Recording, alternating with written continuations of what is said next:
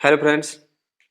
आज ही बहुत ही मज़ेदार चैप्टर के साथ आया हूँ और चैप्टर भी अच्छा है। एग्जाम की दृष्टि से भी उसमें बहुत सारे क्वेश्चन भी आते हैं, बट ज़्यादा हार्ड क्वेश्चन इसमें क्वेश्चन भी नहीं आते हैं। अच्छा सिलेबस के अकॉर्डिंग बढ़िया चैप्टर भी है और इस एग्ज़ाम में नहीं, बहुत से कॉम्पिटेटिव एग्जाम में भी ये चैप्टर आता है, तो आप बहुत ही बेहतरीन तरीके से समझिए। तो बस मेरा परफेक्ट यही रहता है कि सबसे पहले हम चैप्टर जब स्टार्ट करते हैं तो आपको उस चैप्टर के बारे में बेसिक इन्फॉर्मेशन देता हूँ। ये हमारा नियम रहता है सबसे पहले। तो उस चैप्टर का जो चैप्टर है हमारा, सबसे पहले उसकी बेसिक इन्फॉर्मेशन लेते हैं। हालांकि हम चैप्टर को स्टार्टिंग शुरू मतलब यहीं से हम आपको एक्सरसाइज से क्वेश्चन लगाना स्टार्ट कर दें तो उसमें समस्या बनी रहती है कि सर कुछ इन्फॉर्मेशन दीजिए पहले ही से जो उससे हमें समझ में आ जाए, हम अपने अपने आप क्वेश्चन लगाएं। हमारा परफेक्ट रहता है कि हम एक क्वेश्चन को लगाएं और बच्चे सभी क्वेश्चन को लगाएं। तो सबसे पहले हम नॉलेज लेते हैं इसके बेसिक इंफॉर्मेशन की।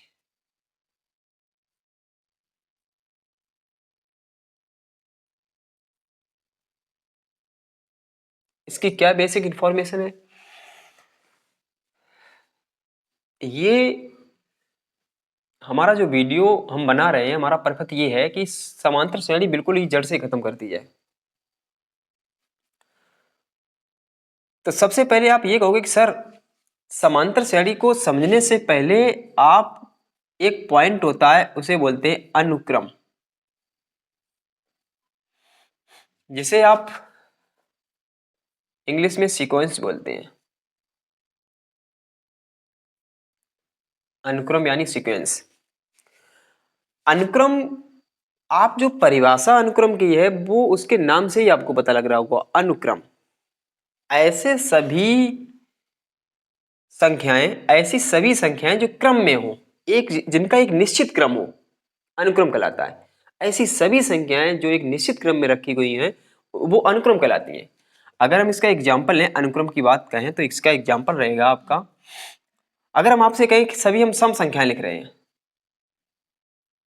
सभी सम संख्याएं लिख रहे हैं, बहुत सारी सम संख्याएं हैं, तो आप कहोगे सर ये क्रम में लिखी हुई हैं, 2 के बाद 4, 4 के बाद 6, 6 के बाद 8, 8 के बाद 10। तो ये एक हमारा क्रम है जिसे हम अनुक्रम कहते हैं। अगर हम अगर हम इन्हीं संख्याओं को यानी सम संख्याओं को इस क्रम में लिख दें, 2 के बाद 6 आ जाए, फिर 4 आ जाए, 10 आ जाए, 8 आ जाए, तो आप कहोगे सर ये तो हमने कभी नहीं पढ़ा 2 के बाद 6 आ जाए। तो क्या ये क्रम है कभी? क्या यह सही क्रम है? तो ये सही क्रम नहीं है हमारा। ये हमारा अनुक्रम में नहीं लिखा हुआ है। ये ऊपर हमारा लिखा हुआ है वो अनुक्रम लिखा हुआ है, नीचे अनुक्रम में नहीं है। इसके बाद में अब हम बात करते हैं एपी। ये आपको दिखाई दे रहा होगा, यहाँ पे समांतर श्रेणी की बात करेंगे हम। एपी एपी एपी इसका शॉर्ट फॉर्म है यानी अर्थमेटिक प्रोग्रेशन।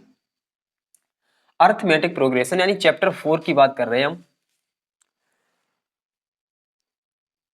तो सबसे पहले बात आएगी कि सर समांतर श्रेणी की पहचान क्या होती है? अनुक्रम तो ये हो गया, तो समांतर श्रेणी की पहचान क्या होगी? तो समांतर श्रेणी की पहचान आप समझिए।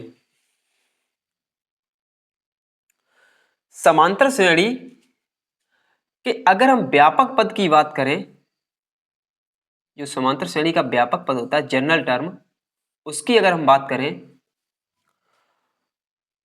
तो इसका व्यापक पद होता है A plus D comma A plus 2d dot dot dot dot, last में आपका जो पद आता है वो आता है A plus N minus 1 into D. ये इसका व्यापक पद है। फिर आप कहोगे सर इसकी पहचान क्या होगी, हम कैसे पहचानेंगे कि ये समांतर श्रेणी है? आपने एक सीक्वेंस लिख दी, एक क्रम लिख दिया, अनुक्रम लिख दिया, हम कैसे पहचानेंगे कि ये व्यापक पद इसी समांतर श्रेणी है? तो इसी की चर्चा करते हैं, इसकी पहचान की बात करते हैं हम। अभी आपका एक इसमें शब्द आएगा सार्व अंतर। इसमें एक शब्द आएगा जिसे रिप्रेजेंट करते हैं डी से।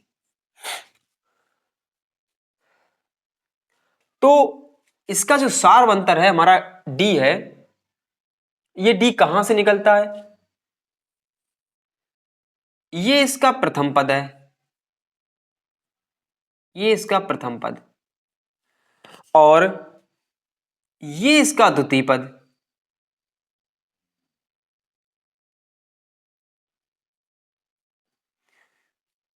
प्रथम पद को ए से डिनोट करेंगे, द्वितीय पद को ए प्लस डी से डिनोट करेंगे। तो फिर इसका सार्वंतर क्या निकलता है? तो सार्वंतर आपका निकलेगा, ये डी हमारा सार्वंतर यानी डी कब निकलेगा? सार्व अंतर ये कब निकलेगा? तो आप क्या करोगे कि आप द्वितीय पद से प्रथम पद को घटाओ। अगर हम द्वितीय पद से प्रथम पद को घटाएंगे तो a प्लस डी से हम घटाएंगे माइनस ए को। तो आप कहोगे कि sir a plus D minus A से a कैंसिल हो गया तो आपका बचा d। तो सार्वंतर कैसे निकला? अब आपको समझ में आ रहा होगा कि सार्वंतर हमारा निकला है द्वितीय पद में से मैंने प्रथम पद को घटा दिया, सार्वंतर निकल आया। इसी प्रकार हम तृतीय पद में से अगर द्वितीय पद को घटाएंगे तब आपका सार्वंतर निकल आएगा। आप समझ लो, सार्वंतर हमारा होता है अगला पद माइनस पिछला पद। हम ये कह देंगे कि ये बात इन दोनों के बीच में हम सार्वंतर निकालेंगे। तो आप यही कहोगे सर इस वाले पद से ये वाला पद माइनस कर दो, इस वाले पद से इस वाले पद को माइनस कर देंगे तो हमारा सार्वंतर डी निकलेगा। ठीक है, अब आप सार्वंतर के बारे में समझ चुके हैं। पहचान क्या होती है इसकी? इसकी पहचान बस यही होती है कि प्रत्येक दो पदों के बीच, प्रत्येक दो पदों के बीच ये सार्वंतर है समान आए तो हम कह देंगे ये हमारी समांतर श्रेणी है। अब तो आ रही होगी बात समझ में। समांतर श्रेणी बस यही है कि कहीं पर आप दो पद ले लो, कहीं पर दो पद ले लो, इनके दोनों के पदों के बीच, इन दोनों पदों के बीच अगर हम अंतर इन दोनों का करें तो दोनों का अंतर अगर समान आता है, दोनों जगह का अंतर अगर समान आता है तो हम कह देंगे ये समांतर श्रेणी है, अन्यथा ये समांतर श्रेणी नहीं है। तो समांतर श्रेणी की जो पहचान है वो पहचान बस यही तो है कि समांतर श्रेणी की पहचान यही है कि अगर हम दो पदों के बीच में अगर सार्वंतर निकालें और अन्य दो पदों के बीच अगर सार्वंतर निकालें, यानी पहले दो पदों के बीच सार्वंतर d1, दूसरे दो पदों के बीच सार्वंतर d2, अगर ये दोनों बराबर आ रहे हैं तो दिया गया हमारा अनुक्रम समांतर श्रेणी कहलाता है। बताओ, बहुत सरल है ये। तो फिर कहोगे कि सर ये हमारा प्रथम पद है, ये हमारा द्वितीय पद है, तो हम कहेंगे हाँ प्रथम पद हमारा ये है, इसे हम डिनोट करते हैं a1 से, और द्वितीय पद जो होता है उसे डिनोट करते हैं a2 से, तृतीय पद को a3 से। इसी प्रकार हम लास्ट वाले पद को डिनोट करते हैं an से। ये हमारे समांतर श्रेणी के प्रथम पद है, ये द्वितीय पद है, ये तृतीय पद है, ये लास्ट वाला पद है, अंतिम पद है। इसे हम अंतिम पद भी बोलते हैं और एनवां पद भी बोलते हैं। ये हमारा क्या है? ये है अंतिम पद। बहुत ही बेसिक इंफॉर्मेशन से आप समझिए, एक भी चीज नहीं छूटेगी आपकी एकदम। सबसे पहले आप सीक्वेंस को याद रखो, सीक्वेंस क्या होता है, उसके बाद में इसका व्यापक पद, उसके बाद पहचान भी इसकी याद रखो, पहचान कहाँ पे निकालोगे, उसके बाद आप इसका क्रम याद रखिए कि ये प्रथम पद हम इससे a1 से डिनोट करेंगे, द्वितीय पद को a2 से, लास्ट वाले पद को हम क्या करेंगे an से। तो इसी लास्ट वाले पद को अंतिम पद बोलते हैं और इसी को बोल देते हैं nवां पद। ये बात ध्यान रखना, nवां पद और अंतिम पद एक ही बात है। तो आप यही तो कहोगे सर कि प्रथम पद हमारा हो गया a, यानी प्रथम पद हमारा हो गया है a, और इसे डिनोट करते a1 से। चलो कोई बात नहीं, प्रथम पद हमारा ये हो गया। द्वितीय पद हमारा क्या है? a2 है। द्वितीय पद हमारा a2 है, इसे डिनोट करते लिखते हैं a प्लस डी से। इसी प्रकार आपका अंतिम पद an है, इसे लिखते हैं a plus n minus 1 into D से। बस यही हमारा एक फार्मूला बनेगा। इस फार्मूले को कहेंगे कि किसी प्रारंभ से समांतर श्रेणी का nवां पद। प्रारंभ से समांतर श्रेणी का nवां पद। प्रारंभ से समांतर श्रेणी का nवां पद, बताइए। अब आपको बिल्कुल समांतर श्रेणी से डर नहीं लगेगा, आप हमारे साथ बने रहिए। वीडियो आपको कंप्लीट इंफॉर्मेशन के साथ मिलेगा, यानी आधी अधूरी जानकारी के साथ कोई भी वीडियो आपको नहीं मिलेगा। आप इसमें देखिए पॉइंट टू पॉइंट आपको पूरी इंफॉर्मेशन है, आप कहीं से भी आप पढ़िए, पूरी इंफॉर्मेशन के साथ यहाँ पे मिलेगा, कोई चीज नहीं छूटेगी। देखिए आप लोग अब अपने माइंड में सेट कर लो कि प्रारंभ से समांतर श्रेणी का nवां पद क्या होगा। प्रारंभ से समांतर श्रेणी का an equal to a plus n minus one into T, और इसी को क्या बोलते हैं, इसी को हम एल बराबर भी लिखते हैं, इसी को हम एल बराबर भी लिख लेते हैं कि एल बराबर अगर हम तुमसे कहें अंतिम पद बराबर क्या होगा, अंतिम पद a plus n minus one into T, और अगर हम तुमसे कहें कि an बराबर क्या होगा, तब भी आप यही बोलोगे। ठीक है, उसके बाद अगर हम बात करें समांतर श्रेणी, तो समांतर श्रेणी का वो सारवंतर का आपका व्यापक मान क्या होगा। सारवंतर जो हमारा होता है, अगर आप बिल्कुल ना भूलने वाली कॉन्सेप्ट को अगर याद करो तो अगर पिछला पद माइनस अगला पद याद कर लो, सारवंतर आपका निकल आएगा। अगर हम सारवंतर को वैसे जनरल टर्म में लिखना चाहें तो हमारा ये टीएन यानी अंतिम पद, यानी एन हमारा अंतिम पद है, कहीं कहीं पे टीएन भी रिप्रेजेंट करते हैं, एन हमारा अंतिम पद है और एक हमारा N A N minus one. इसका मतलब है ये सबसे लास्ट वाला है, उससे अगला पद माइनस पिछला पद। तो ये हम सारवंतर इस तरीके से निकालते हैं, ये इसका एकदम जनरल फॉर्मूला है। अब आइए एक एक स्टेप को समझते हुए चलते हैं, एक एक स्टेप समझते हुए चलो बिल्कुल। तो अभी तक आपको बेसिक इंफॉर्मेशन के साथ आपको समझा रहे हैं, चैप्टर तो आप अपने आप कंप्लीट कर लोगे। इधर देखिए आपके पास दो फार्मूले हैं, एक तो हमारा फार्मूला ये है, एक हमारा फार्मूला ये है। ज्यादा इसमें फार्मूले नहीं है, बट आपको याद ही नहीं कुछ करना है। जब क्वेश्चन को से बार बार हम इस क्वेश्चन के साथ जब खेलेंगे तो आपको फार्मूले ऑटोमेटिक याद हो जाएंगे। अगर हम आपसे ये कहें कि आप A10 का मान बताओ क्या होगा, तो आप यही कहोगे कि ऐसा करो A प्लस ये जो A10 है ये AN है, n का मान यहाँ पे 10 है, ये समझ लो आप पहले। ये AN जो लिखा हुआ है वो चलो A10 लिखा है तो हम AN लिखते हैं, तो n का मान 10 है यहाँ पे, यानी अंतिम पद हमारा यानी n का मान 10 है। तो जहां पे जैसे n माइनस वन फार्मूले में आता है n माइनस वन, तो n की जगह पे हम 10 लिख देंगे यहाँ पे, तो यहाँ पे लिख जाएगा a प्लस 9d। तो आप यही कहोगे कि सर A10 की वैल्यू क्या होगी, a प्लस 9d होगी। अगर हम तुमसे डायरेक्ट अगर यही पूछे, अरे भाई इससे अगर डायरेक्ट पूछे A25 की वैल्यू बताओ, तो आप डायरेक्ट बोल दो, एक कम कर दो यहाँ पे a प्लस 24d, खत्म खेल, ये लिखने की जरूरत ही नहीं है। हम आपसे ये कहें कि A11 बताओ क्या होगा, आपके माइंड में यही आना चाहिए सर a प्लस 10d, ये तो बहुत नॉर्मल चीजें हैं, बहुत ही नॉर्मल चीजें हैं, ये कैसे एकदम बताओ। आपको हम A11 पूछे एकदम आपके माइंड में यही ये आना चाहिए। अगर हम आपसे ये कहें अरे हम अब बताओ, अच्छा A50 की वैल्यू, अब नहीं बता पाओगे आप, फिर भी आप यही कहोगे कि सर a प्लस 49d लिख दो, बस खत्म खेल। बताओ इस फार्मूले को क्या याद करना है, याद ही नहीं करना इसे। हमें क्या करना है, जो भी यहां पे लिखा है उससे एक कम कर दो यहाँ पे।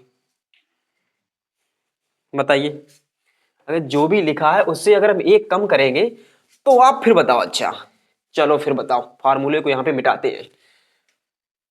चलो बताओ A19 की वैल्यू बताओ।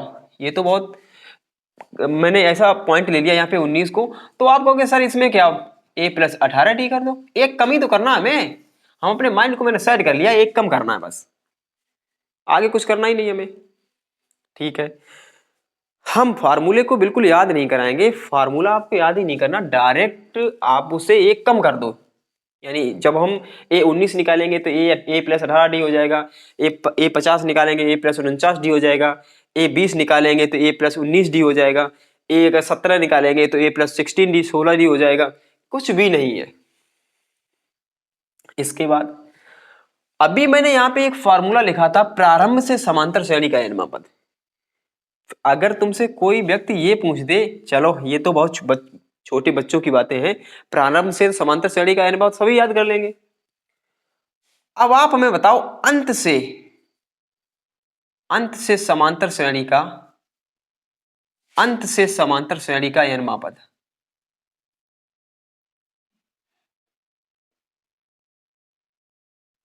अंत से समांतर श्रेणी का n पद। अरे अंत से समांतर श्रेणी का अगर हम n पद निकालेंगे, उसके लिए अगर फार्मूला होता है L minus n-1 into D, ये होता है फार्मूला। अगर अंत से निकालेंगे तो L minus n-1 into D करेंगे, प्रारंभ से निकालेंगे तो A plus n-1 into D करेंगे। प्रारंभ के लिए ये होता है A plus n-1 into D, but हमें ये याद ही नहीं करना। अभी तो देखो इसी से खेलते हुए आए हैं, ये आपको देखना है। बार बार इसे भी जब क्वेश्चन से लगाएंगे तो ये भी आपको याद नहीं करना है, आपके माइंड में सेट हो जाएगा। ठीक है, अब आपको मात्र 3 फार्मूले यहाँ पे देखने हैं। इन्हीं 3 फार्मूले पे आपकी एक एक्सरसाइज, हम देखो सभी इकट्ठे फार्मूले ना बताकर एक्सरसाइज में जो भी फार्मूले आपके लगेंगे एक्सरसाइज में, वो फार्मूले मैंने बता दिए। इन्हीं फार्मूले बेस्ड क्वेश्चन आपको लगाओगे तो आपका माइंड एकदम रनिंग में होगा। इन फार्मूले से खेलना स्टार्ट कर दोगे, फिर ये सभी आपको क्वेश्चन है बिल्कुल एकदम नॉर्मल वे से नॉर्मल एकदम लगने लगेंगे। हमारी कोई जरूरत नहीं पड़ेगी आपको, एक बार बस ध्यान से समझते रहो। आप वैसे भी जानते हो आपकी किताब, बस हम इस राइटर की किताब को पढ़ा रहे हैं। ये नहीं कि हम कुछ दूसरी किताब पढ़ा रहे हैं, आप दूसरी किताब पढ़ रहे हो, क्वेश्चन को उसमें ढूंढ रहे हो कि सर ने कौन से क्वेश्चन लगाए, वो आपकी गलती रहेगी। आपकी जो एक्सरसाइज है, वो एक्सरसाइज हम स्टार्ट करने जा रहे हैं 4.1। बहुत ही सिंपल बेसिस आप समझते हुए चलिए। क्वेश्चन आपको वही स्किप होगा जो सेम है, अन्यथा कोई भी क्वेश्चन स्किप नहीं होगा।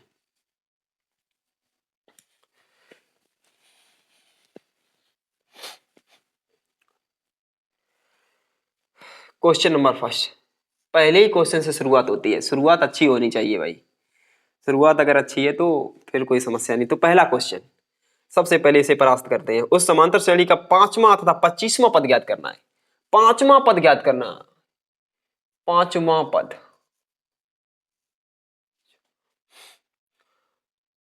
5वां पद ज्ञात करना है और 25वां,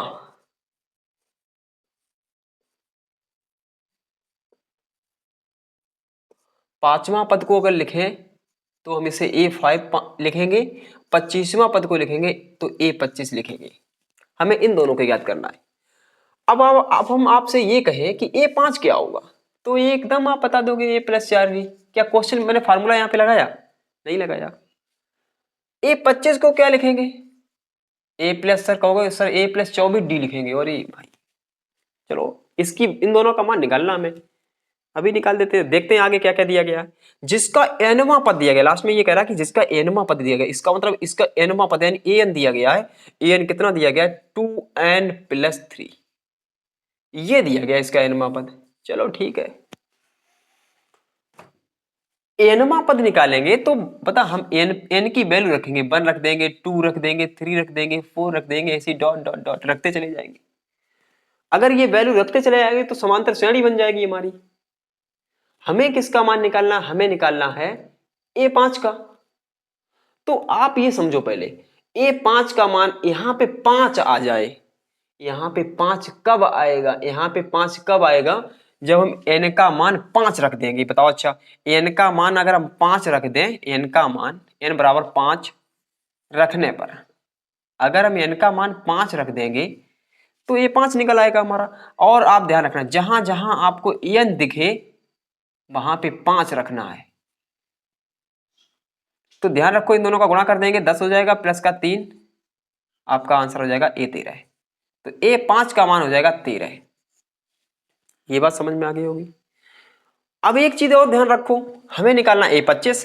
तो कहोगे सर आप n की जगह पे 25 रख दो, डायरेक्ट आप क्यों बार बार वही चीज कर रहे हो कि n की जगह पे डायरेक्ट 25 रख दो। तो n की जगह पे अगर 25 रखेंगे तो A25 निकल आएगा। तो इधर साइड में जहां पे n है फिर वहां पे भी तो रखना पड़ेगा 25, रख दो फिर। तो 25 दूनी 50 होता है और 50 में 3 को जोड़ देंगे तो ये हो जाएगा 53। इसे हम दूसरे तरीके से भी लगा सकते हैं। क्यों, कैसे लगा सकते हैं? अगर चाहो तो वैसे तो ये यहाँ से आपका कोई डिफिकल्ट कोई काम नहीं मैंने किया, कोई कठिनाई वाला काम नहीं है। डायरेक्ट मैंने एक A5 का मान निकालना है तो हमने 5 रख दिया और A25 का मान निकालना तो मैंने 25 रख दिया। कोई दिक्कत नहीं है, मैं बताना चाह रहा हूं क्योंकि ये पॉइंट आपको नेक्स्ट किसी क्वेश्चन में मिलेगा। तो इसे ऐसे भी लगा सकते हैं। कैसे? अगर हम n की जगह पे 1 रख देंगे, 1, तो ये n की जगह पे 1 रखेंगे तो ये A1 हो जाएगा। यहां पे क्या बनेगा? 2 गुणे 1 बनेगा प्लस का 3 बन जाएगा। इसका मतलब है A1 हो जाएगा हमारा 2 और 3 5। आप लोग हमें बताओ, मैंने आपको अभी स्टार्टिंग में बताया था कि A1 ही हमारा A होता है, यानी प्रथम पद होता है। अगर हम n की जगह पे 2 रखेंगे तो A2 निकल आएगा। तो n की जगह पे 2 रख लो तो ये हो जाएगा 4 धन 3 बराबर होता है 7, यानी A2 की वैल्यू निकल आई है 7। A2 का मान 7 आ गया। ये हमारा द्वितीय पद हो गया। अगर हम आपसे कहें कि सार्वंतर कैसे निकलेगा तो तुम कहोगे कि सर सार्वंतर आपने बताया था अगला पद माइनस पिछला पद, यही तो सार्वंतर निकलेगा। अगला पद माइनस पिछला पद यानी A2 माइनस A1। तो A2 की वैल्यू 7 है और A1 की वैल्यू 5 है। आपका सार्वंतर निकल के आया D। जैसे ही हमारे पास A और D की वैल्यू पता लग जाए, जैसे ही हमें A की वैल्यू पता लग जाए, D की वैल्यू पता लग जाए, आप दुनिया में किसी का भी मान पूछो, समांतर श्रेणी से कोई भी पद निकलवाओ, निकल आएगा। कोई भी पद निकालो, निकल आएगा। अब ये तो 5वां और 25वां पद है, 1000वां पद 2,00,000वां पद निकाल लो, कोई दिक्कत नहीं। हमें निकालना है A5। A5 को हम लिखते हैं A प्लस 4D और A का मान हमारा है 5 और 4 गुणे D का मान हमारा है 2। इसका मतलब हो जाएगा 5 प्लस 4 दूनी 8 हो जाएगा 13। बताओ, ये यहां पर भी 13 निकला था। लेकिन आपको ये सरल लग रहा होगा, ये कठिन लग रहा होगा, बट अभी आगे एक्सरसाइज में इसी का यूज करेंगे। इधर साइड क्या है? A25 हमें निकालना है। तो कहोगे सर A प्लस 24D लिख दो इसे। इससे तो अभी हम बहुत देर होगी खेलते खेलते, ये A प्लस 24D लिख देंगे इसे। तो अभी भी तो A का मान 5 रखना पड़ेगा और 24 है, D का मान 2 रखना पड़ेगा। 24 दूनी 48 हो जाएगा, 48 और 5 जोड़ देंगे तो ये हो जाएगा 53 यानी 53। तो यहां से भी भाई 53 निकल आया, वहां से भी निकल आया। दोनों आपको पॉइंट समझ में आ रहे होंगे। इसके बाद आपका देखो कंटिन्यूटी बनाई हुई रखेंगे, टाइम आपका बिल्कुल भी वेस्ट नहीं होगा। इसलिए अभी हम थोड़ा आपको समझा रहे हैं। आपको कोई भी तरीका समझ में आया है वो आप तरीका फॉलो कर सकते हैं। और ध्यान रखना, आपका जो भी सेम क्वेश्चन होगा समझ जाना भाई स्किप हो रहा है, वो आपका होमवर्क रहेगा। बार बार ये चीज हम बताना नहीं चाहेंगे। नेक्स्ट क्वेश्चन, क्योंकि बहुत से यूट्यूबर हैं एक एक क्वेश्चन लगा रहे हैं, टाइम को बढ़ा रहे हैं। मेरा पर्पस ये नहीं है टाइम को बढ़ाना।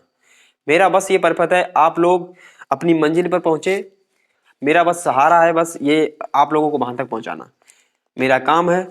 अगर आप कोई भी किसी भी दिक्कत में है, किसी भी क्वेश्चन पे कोई भी समस्या बन रही है तो आप कमेंट बॉक्स में उसे बता सकते हैं ये सर यहाँ पे समस्या है, तो उसका सॉल्यूशन भी आपको मिल जाएगा। अब इसी का आपका दूसरा क्वेश्चन है, उस श्रेणी का 100वां पद ज्ञात कीजिए। बिल्कुल सही है, 100वां पद निकाल देंगे। इसका मतलब ये 100 का मान निकाला है। आप लोगों को पहले से ही मालूम है ये 100 का मान हमें निकालना है। अगर वैसे हम लिखना चाहें तो A 100 की जगह पे क्या लिखेंगे? तो आप कहोगे कि सर A प्लस 99D कर दो। हम ऐसा क्यों बार बार लिखवा रहे हैं? अभी इसे हम आपको इन चीजों से खेलना सिखा रहे हैं। इन चीजों को जैसे ही आप खेलना स्टार्ट कर दोगे, आगे जब एक्सरसाइज स्टार्ट होगी तो तब कोई दिक्कत ही नहीं होने वाली है आपको। अभी इस क्वेश्चन में आप चाहे ये मत लिखो, कोई दिक्कत नहीं है, बट हम यहाँ पे लिखवा रहे हैं। एनवा पद क्या दिया गया है? एनवा पद इसका मतलब है एन, एन दिया गया इसका 3n+1। अब बताओ, अच्छा इसका एनवा पद ये दिया गया है, 100वां पद निकालना है, तो आप यही कहोगे सर एन की जगह पे 100 रख दो। ठीक है, रख दो। फिर एन की जगह पे जैसे ही हमने 100 रखा, जहां जहां एन हो वहां वहां पे 100 रखना पड़ेगा। तो इधर हमारा ये हो जाएगा 300 और इधर 1 हो जाएगा, तो आपका 100वां पद हो जाएगा 301। ये आपका 100वां पद है। उसका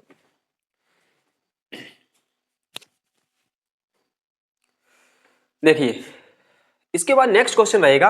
अच्छा आप लोगों के लिए होमवर्क भी तो दे दें, घर पे बैठे रहते हो आराम से, होमवर्क ले लो।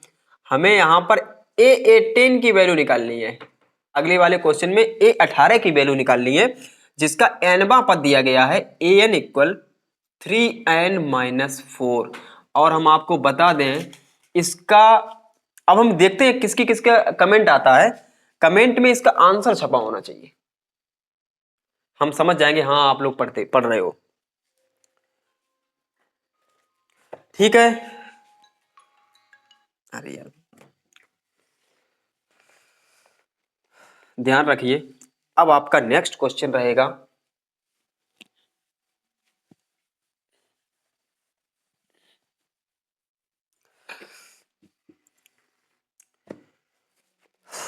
नेक्स्ट क्वेश्चन आपका रहेगा क्वेश्चन नंबर 6। जैसे ही टाइप चेंज होगा, क्वेश्चन ध्यान से समझना, सेम टाइप चलता रहेगा। हम इसलिए सेम टाइप दो करवा देते हैं कि आपको एकदम सही से समझ में आ जाए। क्वेश्चन नंबर 6 ये है, 7 सही 3/4, 9 सही 1/2, 11 सही 1/4, डॉट डॉट डॉट डॉट का 99वां पद ज्ञात करो। इसमें 99वां पद ज्ञात करना है।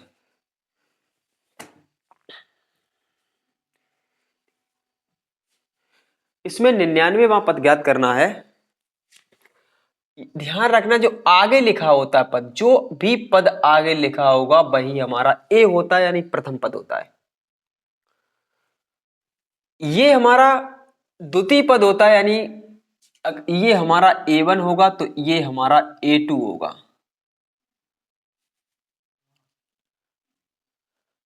तो अगर हम इसका D निकालेंगे तो ये इसका A2 - A1 हो जाएगा, अगर हम इसका डिफरेंस निकालेंगे तो,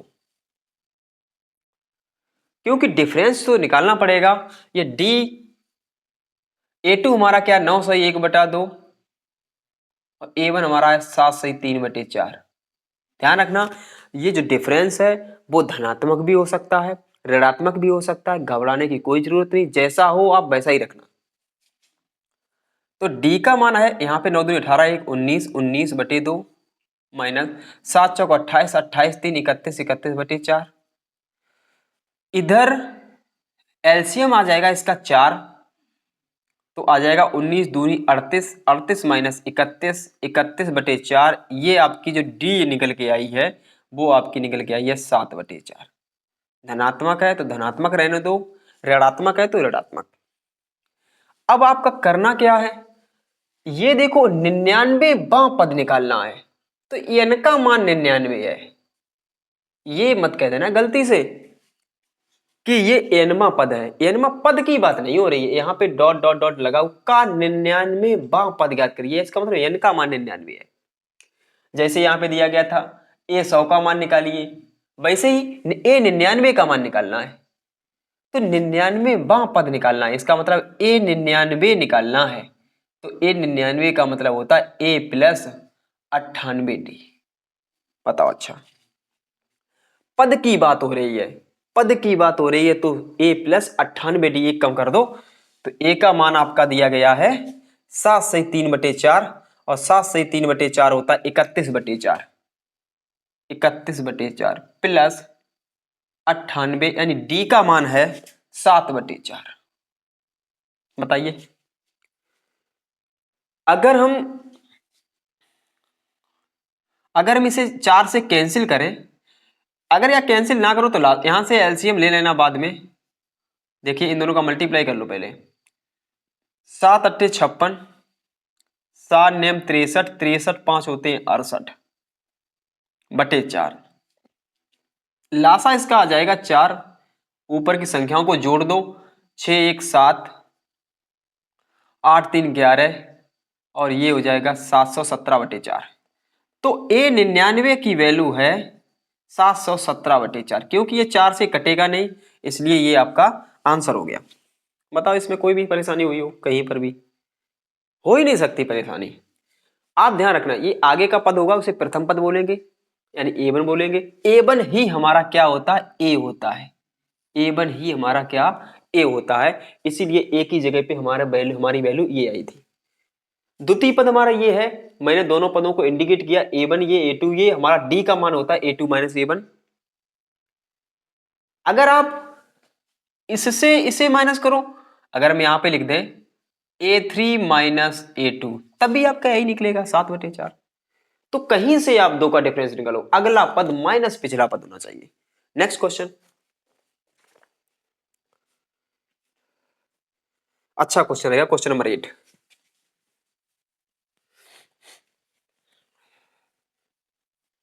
आप लोग हमारे साथ बने रहिए, जितनी हम मेहनत करते हैं अगर आपने उसके 50% भी मेहनत कर ली तो आपको टॉपर बनने से कोई रोक नहीं सकता। ये बात ध्यान रख लेना।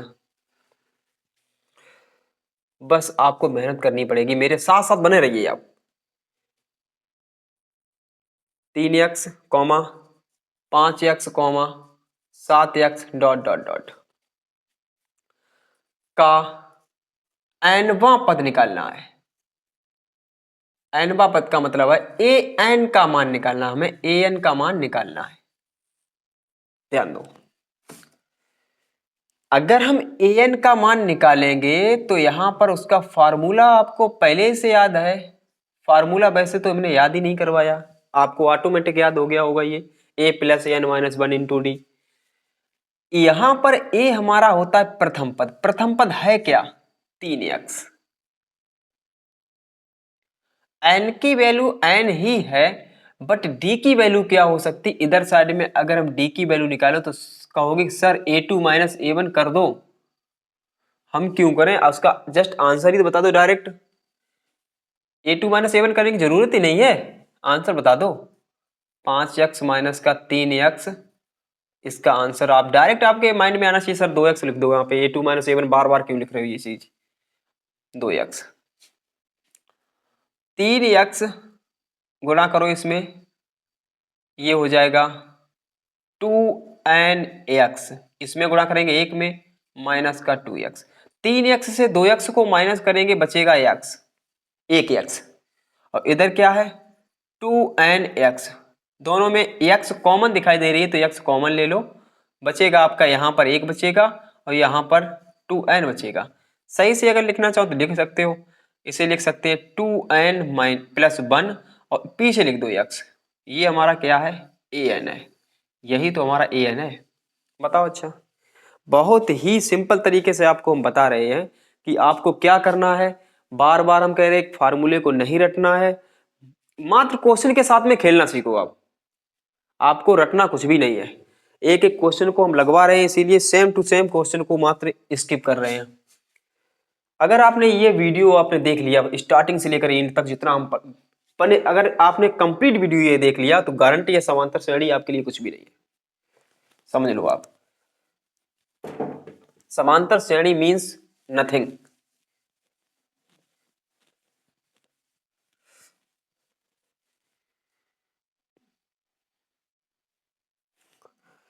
इसके बाद आगे की क्लास अब कल होगी। जैसा कि हमने आपसे कहा था कि वीडियो आपको यानी लेक्चर आपको क्रम बाय क्रम मिलते रहेंगे। बस आप कंटिन्यू क्लास में बने रहिए, हमारे साथ बने रहिए, आपको कोई समस्या नहीं होगी, इसकी हम 100% गारंटी लेते हैं। एक भी क्वेश्चन आपका एग्जाम नहीं छूट जाए। एक भी क्वेश्चन अगर छूट जाए तो आप कमेंट बॉक्स करना कि सर आपने पढ़ाया था, एक क्वेश्चन हमारा ये छूट गया। एक भी क्वेश्चन नहीं छूटेगा। पक्का आप हमारे साथ बने रहिए। धन्यवाद।